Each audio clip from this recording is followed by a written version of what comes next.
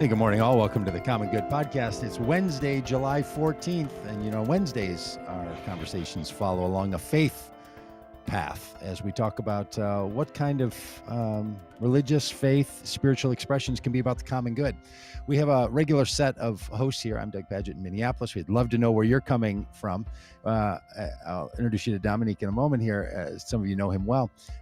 Dominique said before we got started here, he's one of the quad hosts. And so if you're usually seeing the four of us in our quad hosting capabilities, you would know that includes Dominique and Laura and Stephanie. And you might be saying to yourself, boy, Stephanie looks a little different than I remember. And that's because that's not Stephanie. That's Malcolm Guite. And Malcolm Guite is our friend and co-host today and going to be the subject of our conversation. You'll hear more about Malcolm in a minute, but he's a poet and a singer-songwriter, an academic, an Anglican priest. And we're all in different time zones, not only in where we physically live, but it sort of seems like where we are in our emotional and spiritual senses too. We're all sort of living in our own time. And for some of us, it's 9:03 in the morning. And for Malcolm, because he's in the UK, I think it's 3 o'clock in the afternoon. So wherever it is that you're coming from, we'd love to know what time is it where you are. You can do that based on your clock or based on your sense of well-being. And we'd also love to know where you're coming from. So, Dominique, good to see you, friend. Nice to have you aboard. And it's going to be a fun day here with Malcolm. Yeah, excited to be here, coming to you from Conyers, Georgia, in the metro Atlanta area. And it's 10 o'clock here. So, just excited to press into the conversation and to really learn from our guest and engage with him about all of what God has been doing in his life and how he can spur us on to pursue the common good. So I'll kick it over to Laura. Yeah, hi there, guys. Laura Truax. I am gratefully in Central Time, pastor at LaSalle Street Church in downtown Chicago. And it's a glorious summer day right now. It's one of those days that all of creation is shouting for joy, it feels like. And we are so glad that you're with us. Thank you. Thank you for joining us. This is going to be a special day because Malcolm Guite is one of those guys who speaks the language of the spheres. Let me just put it that way. Malcolm is a poet. He's an academic. He's a churchman. And he stands at this rich intersection of imagination and concrete physical life. He operates in that space where he gives words and images and metaphors to these experiences that we have as we traverse this journey. Malcolm, before I kick it to you, I just want to share a quick moment on how I met you. The Duke School of Theology, the Divinity School, Duke University does a wonderful summer institute that I commend to any of our listeners. It's if you're orbiting around faith in the public square, then they do some rich resource building down there. And Malcolm and I were both part of one of their summer institutes from their Center for Reconciliation. And Malcolm was teaching around the role that the prophetic imagination plays in that public space. And he's since gone on to play a key role in Duke's initiative in theology and the arts, which is, I hope that we can talk a little bit about that too, Malcolm, today. But hearing him, experiencing this richness and how language can be marshaled and awaken both all of our senses, our heart and our mind, and move us in deeper into the affairs of the world is one of the big takeaways of spending any time with Malcolm Guite. So Malcolm, let me pass it to you and do a little bit of intro on yourself and what you're up to right now. Malcolm, somehow we've lost your audio. I don't know. We had it a second ago, and now it's disappeared. I don't know if there's a setting on your end. Honestly, friends, just moments ago, we were all chit-chatting, and everything was working fine. Yeah, there's been a little mute. It says guest has muted themselves. Oh, Malcolm, don't mute yourself. It's one of our sayings around here. Take your mute off is one of the things we like to say to all of us, because so often too many of us with things that need to be said are being too quiet about things. I know, right? Malcolm's going to keep working on getting his his audio going. Hey, here's one of the things while Malcolm figures that out. And Dan, I don't know if there's a way you can communicate with Malcolm separately. There you go. That'll do it. Knock him off and we'll bring him back on. One of the things, though, I'm really interested in Malcolm talking about is a lot of times for people who are working in areas of justice and working in the area of trying to change the world. Am I back You're on? back, Malcolm. You're Glad to back. see you. Yay. Glad to see you. Yay. We were chatting here for a minute without you, so I'll let you take it from Yeah, here. I'm Malcolm. sorry. Yeah. I don't know how that happened. I didn't do anything. But anyway, I did the classic thing of hanging up and coming on again. So I hope I'm There you go. Just Always works. restart like Okay. the Sabbath. It's the Sabbath Okay, yeah, move. splendid. So yes, thank you for that kind introduction, Laura, and it's very good to see you again. Even if it is only virtually, I hope we'll be able to reunite in real life at some point. So yes, you're right. I'm a poet, but I don't see poetry as some sort of airy-fairy, wispy thing that goes off marginally on the side or deals only with some kind of private subjectivity.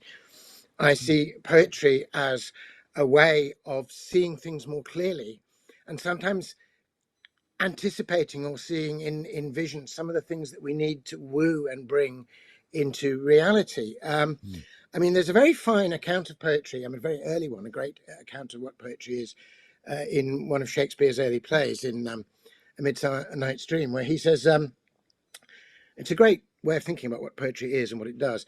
He says, the poet's eye in a fine frenzy rolling doth glance from heaven to earth, from earth to heaven.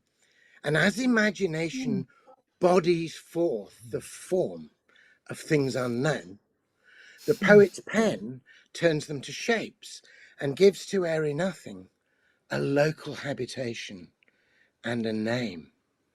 So there's something about the comprehensiveness of the vision. In fact, he also says in the same speech a little bit there, he says, imagination apprehends more than cool reason ever comprehends.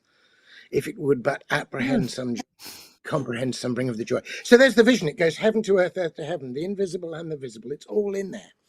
But the key word, interestingly, it's a very bodily, literally bodily word that Shakespeare uses. He puts the words imagination and bodies together. He says, imagination doesn't fly off into some weird abstraction. On the contrary, what poetic imagination does is it bodies forth the form of things unknown. It makes a habitation or a name. All those things you sort of half thought or glimpsed, they're almost like peripheral vision, you really needed to get a hold of.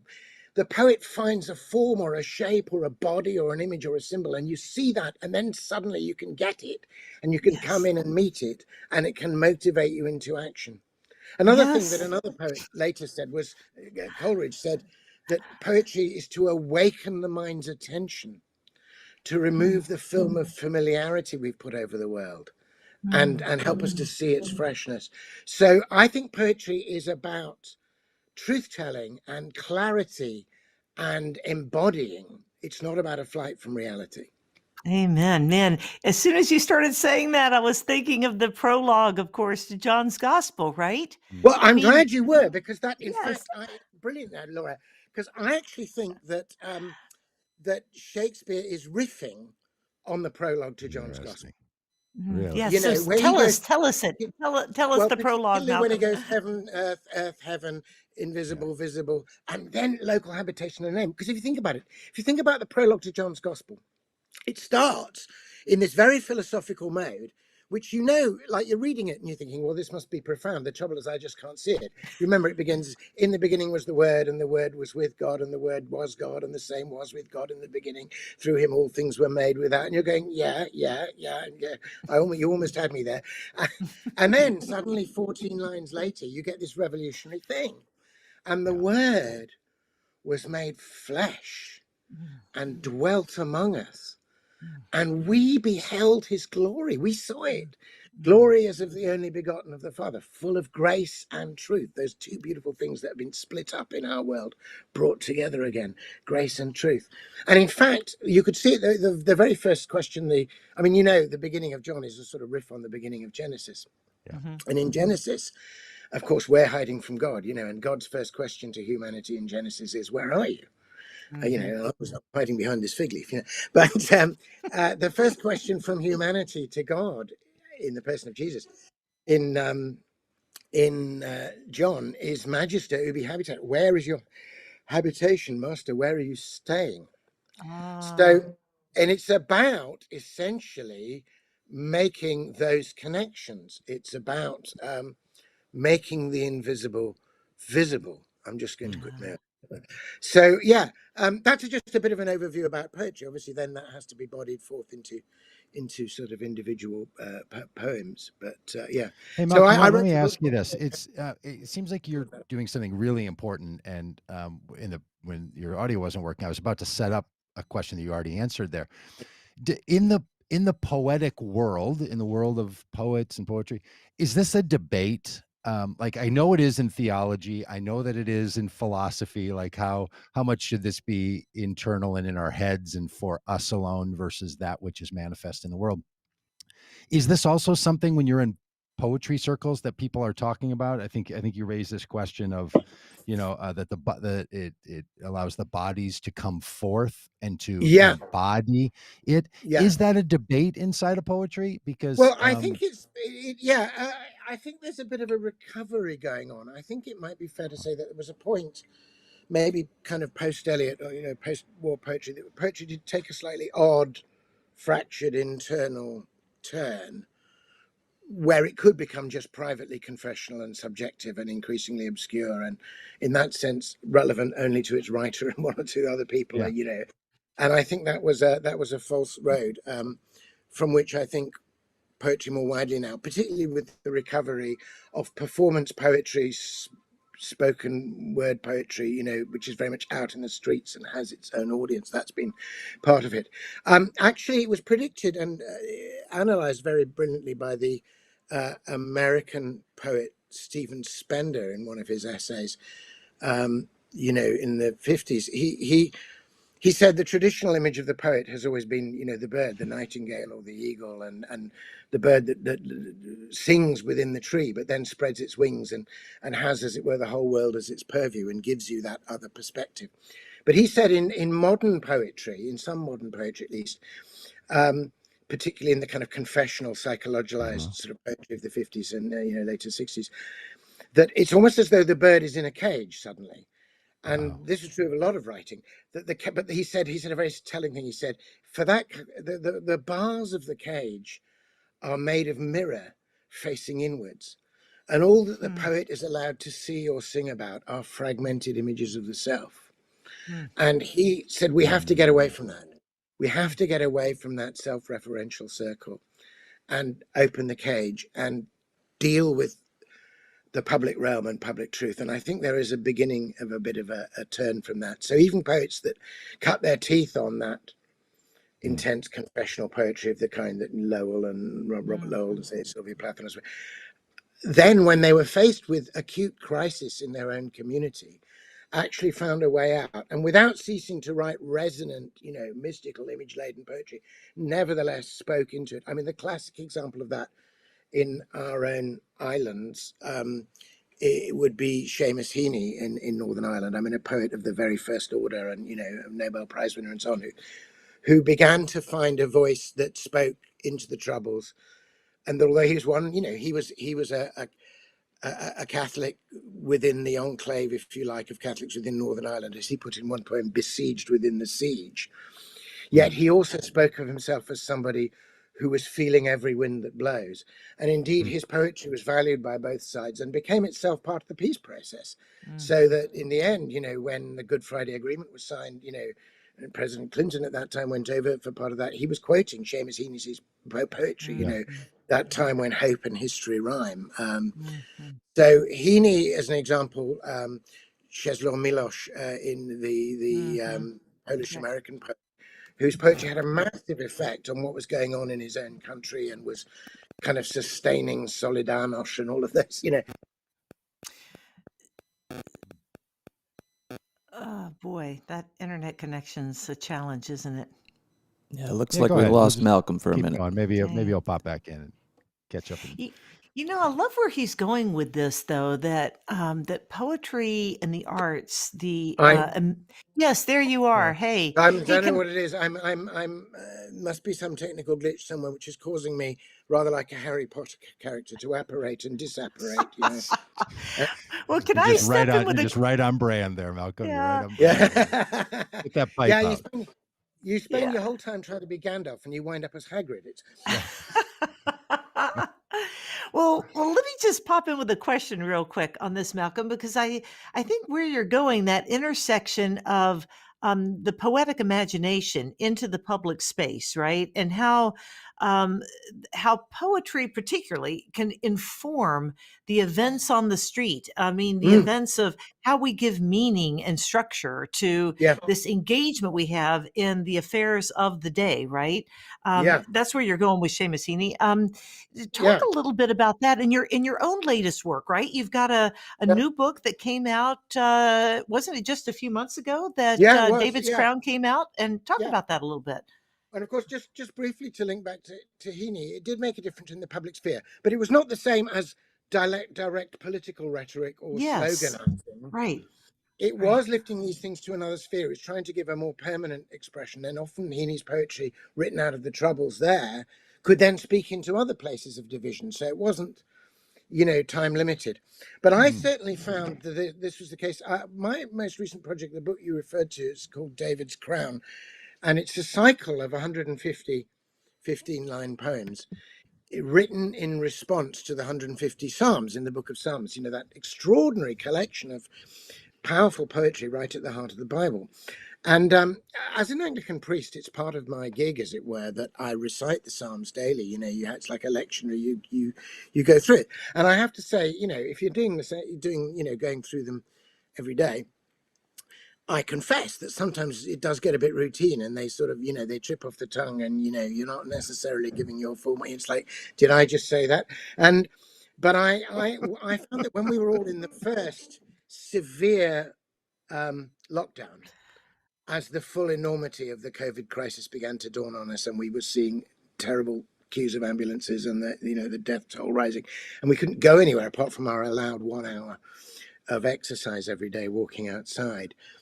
I suddenly found the Book of Psalms speaking to me in a Hmm. profound and powerful way.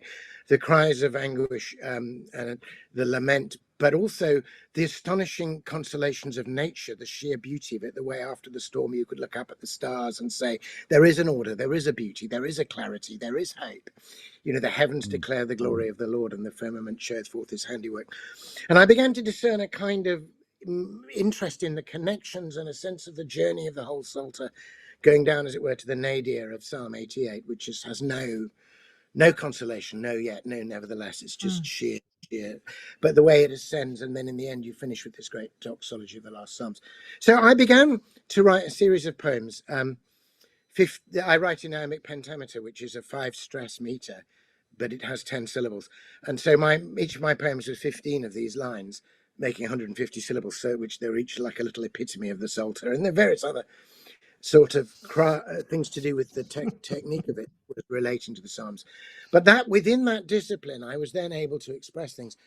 And some quite surprising things happened, one of which was my realization of how many of the Psalms, I mean, you think, 10, 14, 194, really cry out for justice and tell you again and again that God is listening to the poor, and that God will overturn corrupt judges, and that God is not satisfied with our partiality, but is no respecter of persons, and will see the poor to their rights. Now, as it happened when I was going through the Psalter, obviously the other crisis which was unfolding, in a way, it was simply bringing to everybody's attention a crisis which the African American community, and indeed the black community in England, were only too well aware of on a daily basis. But it was bringing it to our attention. So the killing of George Floyd and the wide response to that, the sense that enough is enough, that was unfolding. And many of our institutions, including my own college, really felt that it was high time for them to address that, to make public statements, to begin to take stock of where their own inherited wealth had come from whose unpaid labor it had been derived, how justice might be addressed, how these goods might be shared. These things were in the air. So I was, going through my Psalms, and Psalm 94, I don't know if I've got the text of the song here, but I've got the poem. It seemed to me a psalm that really spoke to that. So it was consciously in my mind when I wrote my poem in response to Psalm 94. Now, there's an ancient poem from a completely different language and a different culture, but the same fundamental issues were at stake. Anyway, I had literally just completed this poem. This was still while they were all in draft form, when I had a phone call from Susan Smith, who's the head of my college, the mistress of the college, as she's called, I was the mistress of the college. That's what she's called. Yeah. Well, our college. That's a title and not a. It's a great title. Yeah. I get to put things in my diary like supper with mistress, and then when the other clergy sing, I can explain. Yeah. Anyway, our college was actually founded precisely to include the excluded, because it was the first higher education college for women in England, and it educated women at Cambridge for a whole period. They were founded in 1869, and women weren't, you won't believe this, but women weren't granted degrees in Cambridge, weren't granted degrees until, wait for this, 1948. Wow. So all those years, and eventually other colleges, Trinity College Dublin and University College London, King's College London, began to grant the women who'd done the exams, got great marks, weren't given degrees simply because they were women. So these other colleges began to give them honorary degrees, and eventually Cambridge saw the light and came around to it. Anyway, because we had that kind of watermarked interest that we were to include others, we had a real concern. And since women were included, the college has now gone mixed, but we've always kept the same titles, and we've so far all our heads of house have been female, so the mistress. But if her assistant, the vice mistress, is a man, he's still called the vice mistress. And when they decided to admit men as fellows, somebody said, "Oh, we've got this pronoun problem because all the statutes say she will do this, and this is her responsibility." This was back in the 70s. We were working this out. And are we going to change every statute? And somebody said, "No, we just need one new statute, that in Girton College, she is presumed to include he." So, I remember when I first got there, a tall mustachioed gentleman introduced himself and said, "I'm Trevor, the vice mistress." Anyway, the fact is that the mistress called me up and said, "I really think," I'm a chaplain, so I'm one of the English fellows, so we really need to make a response, in terms of the George Floyd killing and Black Lives Matter, and we've been aiming at inclusion, and we've got a better inclusivity and diversity than most Cambridge colleges, but it's nothing like good enough, and we need to say something publicly. Now, it's although it has a chaplain, it's essentially a secular institution. Now, I just literally finished writing the poem, which I'm about to read to you, and I just chanced my arm. I said to her, "Look, I've literally just finished writing this poem, which on the one hand draws from this ancient text from another culture, but on the other hand seemed to me to speak directly into the present situation. Can I read it to you?" And I read it to her, and she said, "That's it. That's what we want to say." And although I hadn't been into college for months, they brought me under strict COVID things and with a mask and a long distance camera, and I read the poem. They recorded it and filmed it in the chapel as the college's official response to these things. So Deo Sulcionum, this is some response to Psalm 94. You can look at, you could have fun looking up Psalm 94 at some point, and you'll see just how powerful that original psalm is. Now, this is not a translation or a version.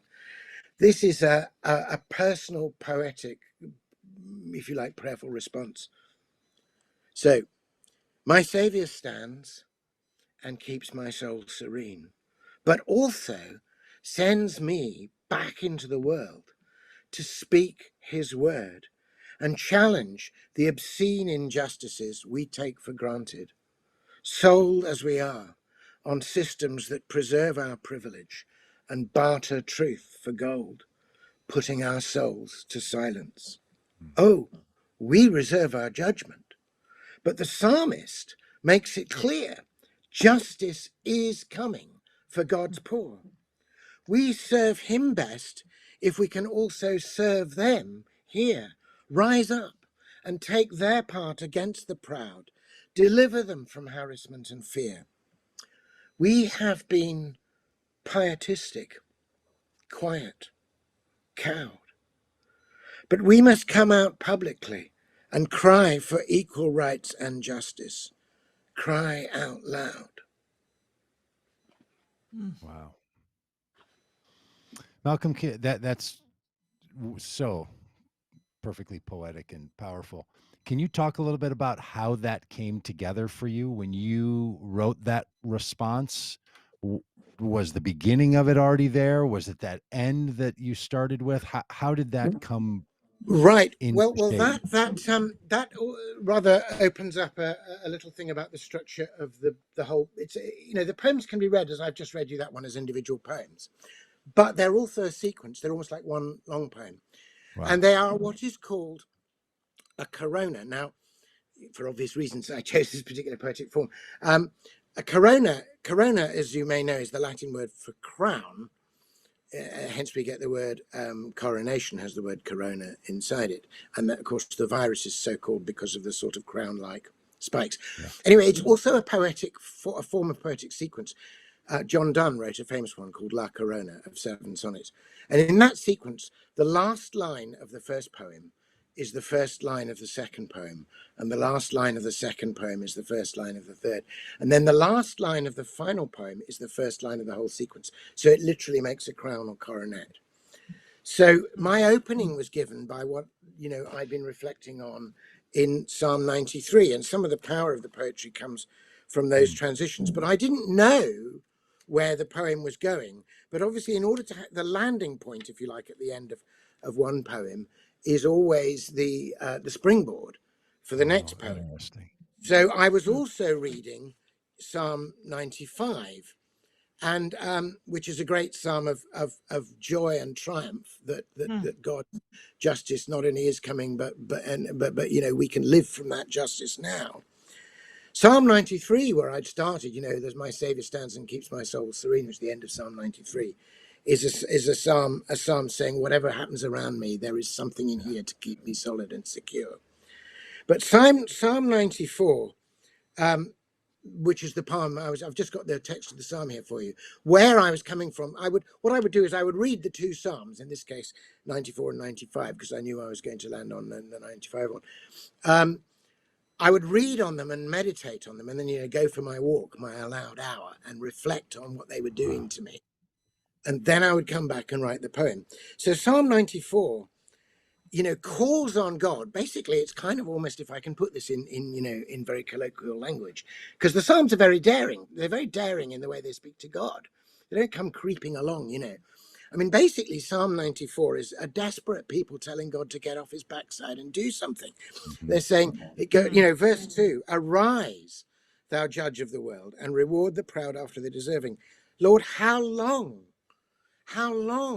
shall the ungodly triumph? They smite down thy people and trouble thine heritage. They murder the widow and the stranger. They put the fatherless to death. And yet they say, tush, the Lord shall not see, neither shall the God of Jacob regard it. And then take heed, he that planted the ear, shall he not hear? He that made the eye, shall he not see? And then it turns around and says, the Lord is coming, is coming to set things to right. So I had that going around, and then, then the psalm, as it were, came within that. But I didn't realize what I didn't expect. I mean, in a sense, if you already know before you write a poem everything that's going to be a poem, it's not a poem. It's just a jotting. This is where the poetic imagination works. I mean, the only thing that gives me the temerity to call myself a poet is not a conviction of my own wisdom, but a conviction that all the words I use are older and wiser than I am. And then if I stay with them and listen to what they have to say and they suggest others, something will happen. So the bit that took me by surprise in this poem was the confession about the pietistic church. Because I'm as prone as that to anybody. I love nothing better than beautiful choral evensong, and there's nothing I like better than singing in Latin to candlelight. And I think that's like, it's a fabulous experience, and I wouldn't take it away from anybody. But if you do that without reference to the cries of your sisters and brothers outside, then you haven't heard what the psalm is about. Yeah. So that bit that took me by surprise was coming towards the end. We have been pietistic, quiet, cowed. but we must come out publicly. Yeah. And then cowed there, there's a quite elaborate rhyming scheme. It's called terza rima, and cowed is the answering and rebuking rhyme to proud, and finishes and is then redeemed by the idea of cry out loud. Wow. So there's a movement from pride, false pride, to humility, the confession of having been cowed, and then the courage to cry out loud. And that's actually echoed in the chime of the rhymes, as it were. You know, Malcolm, this kind of reminds me of a interview I heard recently. Jeff Tweedy from Wilco was Oh, yeah, being great. Yeah. yeah, you might even know him, right? He was being I don't know him, interviewed but I by know the music. uh, I'd okay, like he was being interviewed by Ezra Klein on Right. his podcast, and Klein had taken the advice that Jeff Tweedy had put out in his last book about do something that you're very bad at, and just like give yourself over to doing something that you're bad at. And so Klein was saying, yeah, I've been writing this very bad poetry, and they were trying to unpack what made Ezra Klein's poetry so bad. And Tweety finally said, you're trying, you live in a world where you're trying to tell people the truth. And I am trying to experience the truth. I'm trying to help people experience the truth. And that feels like what poetry does. It tries to move us into a place where it's not about the logical argumentation. It's about experience something, that we might call gut theology, right? Yeah. It's true, and you may not know all the languages and the structures for why it's true, but it's true. Yeah. Yeah, Well, that's that to do feels with like and I this. think gut language is very. I think poetry is a form of embodied knowing. The point about poetry is precisely that it has rhythm, it has a pattern of sound. It's based, particularly the sort of the classic English meter, the iamb, where iambic pentameter means 5 of this. Well, that iamb, it's a way of describing, it goes unstressed, stressed. So the iamb is badum, If you think about, I don't know, shall I compare thee to a summer's day? Da-dum, da-dum, da-dum, da-dum, da-dum, ba-dum. It's actually the heartbeat. And you're organizing it. So it's a kind of bodily thing. Actually, it might be appropriate. This, you might say, is exactly the opposite of the kind of poem I've just written to you. And this is a poem which is simultaneously about poetry and about prayer. Or I expected it to be just about poetry, and then I realized it was about prayer as well when I wrote it. But this is about, in some ways, poetry has also been described as language slowed down. You can't skim read it. It makes you pause. And the reason why it's therefore about experience rather than simply telling is that you experience it bodily. And I tried to get that in this poem. This poem is called The Singing Bowl. And, it's partly the metaphor in it. I have one of these lovely Tibetan singing bowls where you don't even have to strike the bowl. You just kind of run, it's a bit like your finger around a wine glass. You kind of run the beater tremblingly around it and it sort of quivers into sound. But only if it's empty, then it's resonant. We had a singing bowl. This poem partly arose out of the fact that we had a singing bowl that I loved, but which was near the door. So everybody started putting their keys and gloves. And then one day I'm going, I need that resonant sound. And I run the beater and it goes, And why did I need the sound? Because I was stressed out, because my life was so cluttered up, I wasn't hearing anymore. So I had to empty the singing bowl in order to get it to sound. And I was going, duh. So anyway, here's the poem. But it's about what I think is needful for poetry before it can do anything else, just in order to be poetry rather than yet another tweet. So here we go, Singing Bowl. Begin the song exactly where you are. Remain within the world of which you're made. Call nothing common in the earth or air. Accept it all and let it be for good. Start with the very breath you breathe in now. This moment's pulse, this rhythm in your blood, and listen to it, ringing soft and low. Stay with the music, Words will come in time. Slow down your breathing. Keep it deep and slow. Become an open singing bowl whose chime is richness rising out of emptiness and timelessness resounding into time. And when the heart is full of quietness, begin the song exactly where you are. Wow. Yeah. Wow. All right, so so Malcolm, I So want to that's a spend sort all of day. I want to spend all day doing this, so I'll try not to. But I um, do too. I've long been trying to figure out what makes a poem because I realized it doesn't have to rhyme. It doesn't have to be about love. Like, what is it that makes a poem? And I've settled on its function in life, like what it does is performative act. And I'm interested in your thought on that. But you also made this earlier comment that something's not that like what keeps a poem from just becoming a tweet, or what becomes a poem from becoming an instruction or from becoming a slogan. You're also a singer songwriter, and as an Anglican priest, you're a liturgist, so you're thinking about that. Uh, can you talk about the relationship of those, like of singer Yeah, songwriter and yeah, community action, yeah. a service or a liturgy and poetry? Yeah, that's a good question. Maybe we should just deal with the liturgy thing first. There is a genuine parallel between good liturgy and good poetry, in that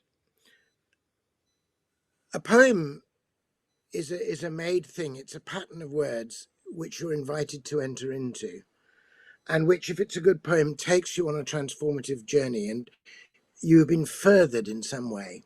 Something's been opened up and made possible to you as a result of your journey into and through the poem. Some sort of transformation is at least available. And that's certainly true of liturgy. There's a very fine old book about liturgy, whose best of whose wisdom is almost in the title. It's by Dom Gregory Dix. It's called The Shape of the Liturgy. And it's about, the liturgy is not just a hymn sandwich. It's not just, Bible verse, hymn, well, some liturgies are, but it shouldn't be. The idea is that you start somewhere and you're drawn forward, and all your hesitations are acknowledged and accommodated before you move on. I mean, the classic example of that would be the liturgy for the communion in the Book of Common Prayer, which is one that I use a lot. It goes back to 1660. In that, the priest comes on at the very beginning without acknowledging anything, just in a very distant, a single person in the distance recites in a low voice the Lord's Prayer. So your experience sitting in the back pew is that there's something happening up at the holy end, which you half catch, but which you're not quite part of. Nice. Then comes an invitation to open up your heart. Then come a series of beckonings forward. No, I'm not worthy. I'm not ready. No, okay, confess, keep coming forward. And eventually everybody comes up, receives from the same chalice and the bread and wine. And the very first thing you do is say the Lord's Prayer.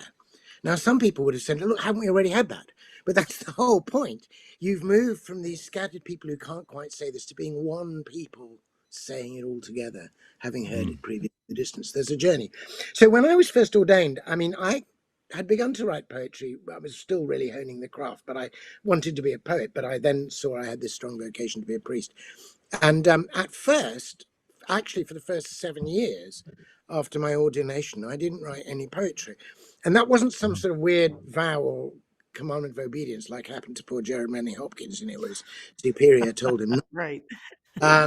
This was simply because, in a sense, my desire to mediate something, to body forth a beautiful, substantial, previously unavailable, invisible thing through a pattern of words so that a person would be nourished and transformed by it, which is what I was desiring to do in my poetry and actually not achieving because it wasn't very good poetry, was massively and fully achieved by this beautiful gift of liturgy, which I was now the celebrant of. Wow. And likewise, the poetic skills that I've been trying to hone, which are as much to do with listening as speaking. You're listening to what the words of other poems are saying, to what language itself is saying. And then you're trying to make a new shape out of what is already given, which has a new coherence and makes sense. That was perfectly what was going on in my pastoral life when I was listening to people's troubles and helping them to reshape and retell their stories in a hopeful frame. So in a sense, the poetic desire in me was satisfied for a bit. But of course, there came a point after about sort of 7 years toil in the vineyard where I was burning out because I was not, the springs of my imagination weren't being nourished in quite the way that they had been. All kinds of poetry, including, and I would say especially, secular poetry, and poetry that doesn't, by people who don't share my faith, but who do have that same rich language. So my bishop gave me a break. He said, well, let's pretend you're on sabbatical. He just knew I really needed a break. He said, well, you can write a report for me about it afterwards, but basically do what you need to do. And I realized that what I needed to do was read poetry. And over about 3 months, I kind of reread the corpus of English poetry, but I read it in a new way. And it made a new shift. Because I was a victim as much as anybody, I think, of the romantic, post-romantic, and then, modernist view of the poet as this odd, detached, peculiar person in their own weird poetic world, saying their own strange things which nobody else understands. And if it's difficult and you don't understand it, it must be poetry, that kind of thing, which I think is a disastrous dead end, I mean, of course, as a priest, I'd become quite the opposite. I'd become the servant of a community, the bard of a tribe. I'd daily face the discipline of setting my own ego aside and trying to articulate something common and yet put my heart into it. So I discovered the difference between the ego and the heart, for a start, which is always a useful lesson to learn, even if late in life. So when I came back to poetry, after that, if you like, training in liturgy, I had a new conception of what it was. And I didn't want to be the isolated romantic Byronic genius, sort of throwing poses on the edge of the void, which is kind of what I've been before. I wanted to be the bard of a tribe. Wow. I kind of found my tribe and I knew they needed a bard and I discovered that I could do it. And so that's what I've sort of, partly deliberately, partly accidentally become. So then I began to see my priesthood and my poethood, if you like, as not two different vocations in tension with one another, but as essentially two sides of the same coin. So that would be my response to your first thing. Now, on the singer-songwriter thing, it's more of a technical reply, but it's quite important. I find it easier to write songs than poems in some respects, and I write them more quickly. But that's partly because the music is doing half the work. When you have a music and a tune, that is also part of the meaning. So whereas I think Dylan is a great poet, I don't think you can understand his poetry outside of the music of the songs, including the long, strange, drawling way he says the words. I think that is part of the meaning. A voice like sand and glue, as David Bowie said of him. But when I'm writing songs, I'm letting a melody do part of the work. I'm letting the structure of the music do part of the work. And the words are only therefore carrying half the burden. But when I write poetry, I regard it as no less musical a form. But for me, the poems, as well as doing the work of meaning making and conveying, also have to do the musical work. And that to me is very important. And that's why, this is a bit of, I know poetry doesn't have to rhyme and it doesn't, and I'm perfectly happy for other people to write free verse. Although I think there's a danger that some free verse is in fact just chopped prose. It's just calls itself a poem because the lines don't get to the end of the page. But when you ask the poet why did that line end there and this one start here, they don't actually know. Anyway, that's what I say. So for me, the musicality of the poem is really important, and in fact, it's very important, particularly in these dire times that we live in, when you're trying to voice the lament of the people. I once had the great privilege of interviewing Seamus Heaney and I subsequently came to know him towards the end of his life, and he was a huge, huge encouragement to me.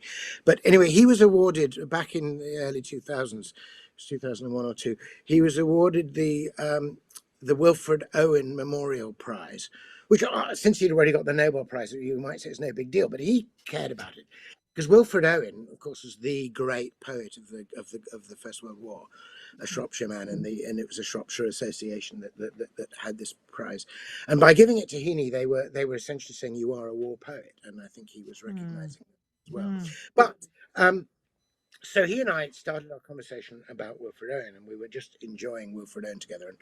And I talked about Wilfred Poem's sonnet, Anthem for Doomed Youth, which is very interesting because it speaks about the horror of the battlefields of the Western Front, but it brings to bear upon it the beautiful cadences and imagery and language of a kind of beautiful evensong in the villages that these soldiers had left, and the bells of the church. So I started to quote the first line, and as soon as I did so, like, Heaney kind of came alive and quoted most of the rest of the poem out loud. Now, you may remember that poem begins, "What passing bells for these who die as cattle? Only the monstrous anger of the guns. Only the stuttering rifles' rapid rattle can patter out their hasty orisons." So Heaney's quoting this, Wow. and he suddenly says, listen to the sound of that. Just listen to the sound of it. And then he suddenly said, and this is just one of the most helpful things about poetry that I've ever heard a poet say. He said, I think of all the musicality, what's called the prosody of a poem, you know, the assonance, the alliteration, the rhyme, the meter.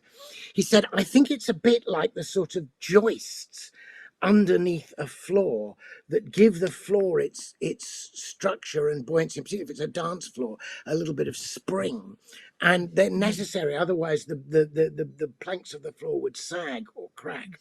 And then he said, the greater the weight of grief a line is asked to bear, the more musically undersprung it must be. It's not the case that to express Wow. lament, we need ugly, jagged, but we need the musicality to help us sustain the grief. Yeah. And I suddenly realized how that totally shows how Heaney's own poetry about the troubled words and the great elegies that he wrote for those who died. Yeah. But also, it informed my whole approach to poetry afterwards. Yeah. And he just seemed to pull this metaphor about the underspringing of the floor, just like out of nowhere. You know, my daughter saying, like, okay, now I know why you're a Nobel laureate. You know, So Malcolm, I mean, that gets to our current moment, doesn't it? I mean, we need that spring. We need the joists. Yeah. Yeah. Exactly, we do, and that's where we need the arts, and that's why I think, I mean, to go back to poetry for a minute, I think because poetry did abandon some of its musicality, it's now beginning to recover it, and I hope I'm part of that recovery. But if you ask, where did the beautifully formed, you know, mellifluous, metrically regular and resonant poetry go when it was kind of driven off the page by the sort of post-Eliot generation? Well, it didn't disappear. Where it went is onto records. And if you just take, let's just take a very famously beautiful lyric from Byron, just a love poem. She walks in beauty like the night of cloudless climes and starry skies, and all that's best of dark and bright meet in her aspect and her eyes. And if you ask yourself the question, who's writing like that now? The answer is actually Leonard Cohen and Bob Dylan, you know, and Van Morrison. I mean, they are, they've taken those forms. And in fact, there's a late record of Leonard Cohen's where he simply recites that poem in that beautiful deep voice. He you know, and he recites, you know, we'll go no more a roving so late into the night. So that particular musicality of English poetry found its way, if you like, back. I mean, it was of course, lyric poetry, as the word lyric suggests, which has the word lyre, originally started as an oral tradition. And then with literacy, it migrated to the page. Interesting. Yeah. And to some degree, we're entering into a new oral age because of these media. So poetry's kind of come home in a way to spoken word performance or performance with music behind it. Yeah. So when we think about when I think about poetry and particularly scripture, kind of the one of the ways I see that most crystallized, admittedly informed by authors like Brueggemann and Heschel, is through the prophets. Could you talk about kind of the poetic tradition of the prophets and the role in which kind of prophecy plays in helping us live in the tensions of the now and the not yet? Good. Thank you. Yeah, that's an absolutely great question, Dominic. And of course, you alluded there quite properly to Brueggemann, and he wrote a book called The Prophetic Imagination, and, you know, very much looking at this. And of course, let's go back to that Shakespearean definition as imagination bodies forth of the form of things unknown, and the poet's eye glancing from heaven to earth. There's a sense in which the prophetic imagination is able to see beyond, you know, what the physicists call the event horizon, I don't mean in a simple way of predicting a future. I mean imagining substantially and giving image to things which should be but are not yet, visions of the kingdom. And you get that, in if we think about Isaiah and the vision of the mountain and the idea that there's a veil, there's a kind of dark veil over everything that we see. And the Lord says, I will remove the veil and I will gather everybody together on my holy mountain. And then, you get this prophetic imagination. The lion shall lie down with the lamb, and the weaned child shall play over the asphalt, and they shall not hurt or destroy any more on all my holy mountain. Well, you don't see that in many places, but the prophet sees it and gives it this powerful poetic expression. And in a way, that to me is really finally distilled in the prophetic imagination of Jesus Christ himself. I wrote a sequence of poems, sonnets on the sayings of Jesus called Parable and Paradox. And when I was working on that, I realized how constantly Jesus appeals to the imagination. He tells stories like the story of the prodigal son, where he imagines a father that, like, who's ever known? I mean, especially fathers in those days, it really should be called the prodigal and incredibly generous father, rather than prodigal son. The father that's waiting to welcome the son, that even while the son is a long way off, the father run, to welcome him. There's a whole story of exile and return, which fits every kind of exile and return, from the exile and return of Israel to all our exiles into kind of brokenness and sin and brokenness of society, and the possibility of coming to yourself and repenting and coming home and being welcomed. And then it deals with the problems of that and other people needing to be, he's no sooner reconciled the younger son, and the older son goes off in half, who won't come back and be reconciled. So he tells a story that appeals to the imagination, but even more in the Beatitudes, he asks us, he simply describes as though it already existed, the kingdom of God, which turns all our values upside down.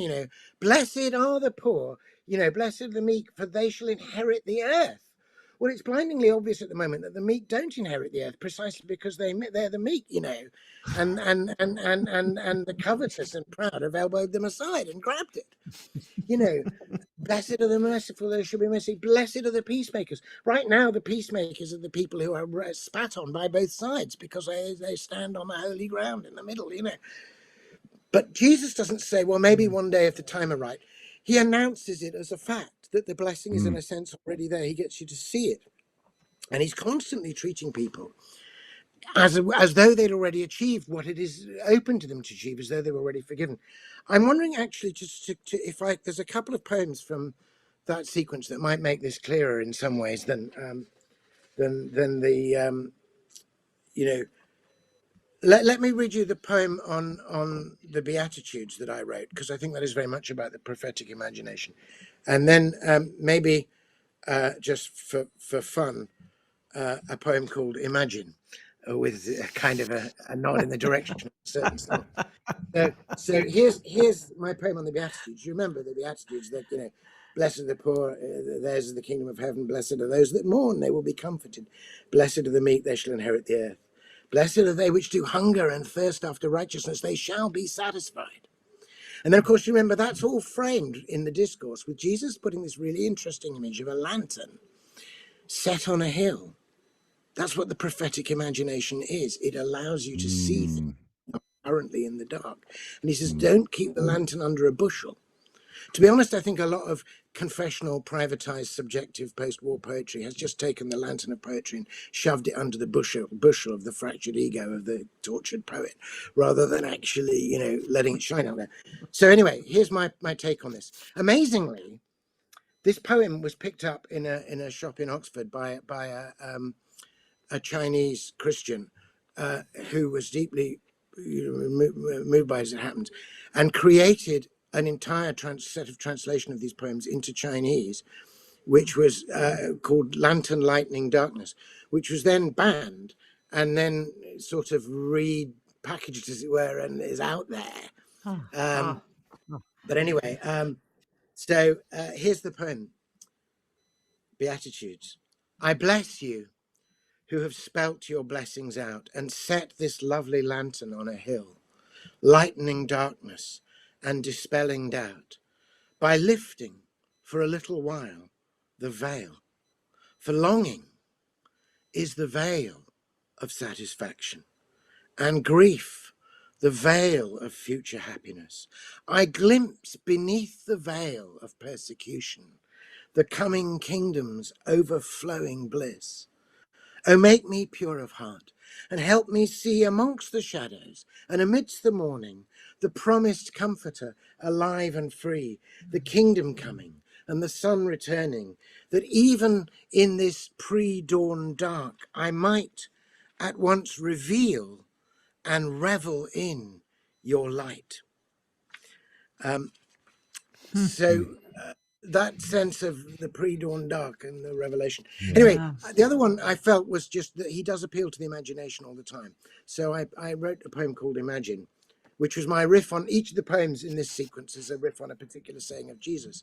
So this was my riff on that very difficult saying, which is nothing like quoted enough.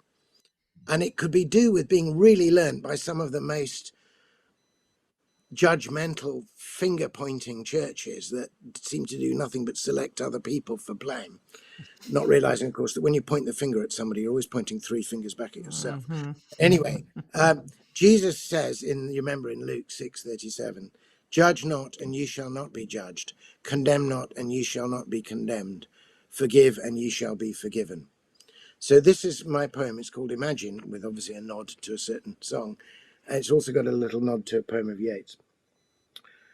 Do not judge, and you will not be judged. Imagine if we took those words to heart, unselved ourselves, and took another's part, silenced the accuser, dropped the grudge. Do not condemn, you will not be condemned. Imagine if we lived our lives from this and met each other's outcasts face to face. Imagine if the blood-dimmed tide was stemmed. Forgive, and you yourselves will be forgiven. What if we walked together on this path? What if the whole world laid aside its wrath and things were done on earth as though in heaven, as though the heart's dark knots were all undone, as though the street weren't the only one? So Good. That's Wow. I've been vaguely waiting for a cease and desist letter from the Lennon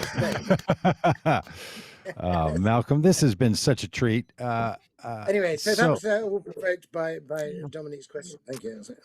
we do have to go, but I just have one question for you about the image or the picture behind you on the wall there. I always find it intriguing when people have picked these things behind them. What is that one? I feel like it says poet on it. Oh, golly, what yeah, is that's that? that's a really weird thing. Actually, I'll get it so you can see it.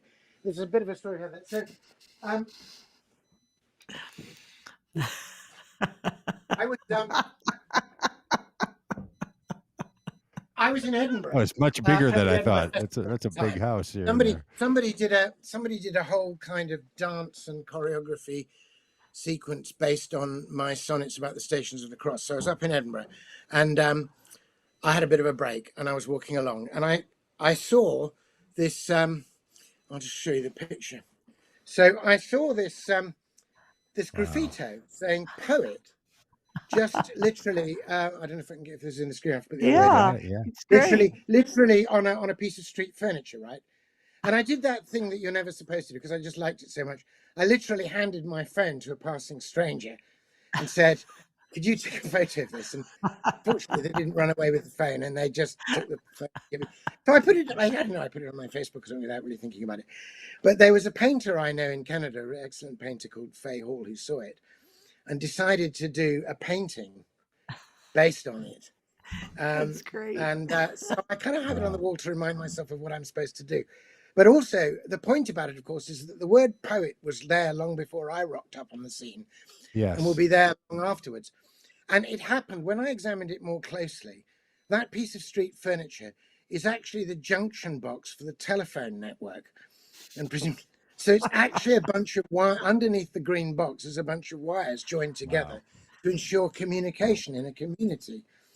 And I thought, well, maybe that's part of what poetry is. And I'm like temporarily standing by the junction for now. but lots of other people will stand there too. But anyway, so that's where that comes from. That is just that is perfect. That's classic. And all those other people also using those same communication lines for other things, right? And Yeah. the poem Yeah, is yeah. trying to be and then a photo becomes something more real because it becomes a painting. Yeah. I mean, there's just there's a lot there. Malcolm, thank you for being with us and for calling us to a sense of common good and for embodying this together. So lovely. Dominique, Laura, anything from either of you? Nope, my mind and heart are awakened, Malcolm. Thank you for doing your work among us. Appreciate it. Thank you. That's great. Well, thanks, friends. Thanks for being with us here on the podcast today, and we will talk to you all tomorrow. All right. Malcolm, Thanks, you can stick Malcolm. around for a second. Wait.